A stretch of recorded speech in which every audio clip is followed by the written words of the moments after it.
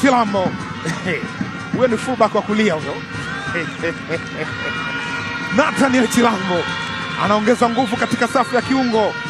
Ukitazama kwa jicho la kiufundi, kumbe kocha Steven Becker alikuwa na mpango mwingine kabisa wa kiufundi kuhusu beki wake wa kulia Chilambo, ambaye alianza kama beki wa kulia, lakini Simba ilipokuwa na mpira akubaki pembeni muda wote. Alikuwa akiingia ndani kwenye eneo la kiungo. Na hapa ndipo tunapata pinpoint ya leo. Kwenye tactical lineup Simba ilikuwa na Morris Abraham, Maema na Chama, ambao hawa sio viungo wakabaji kiasili, na lilikuwa ni swali kubwa tu. Lakini kumbe Steven Becker alihitaji kutengeneza njia nyingine ya kuongeza uwepo wa Simba kutawala eneo la kiungo bila kubadili mfumo alianza nao.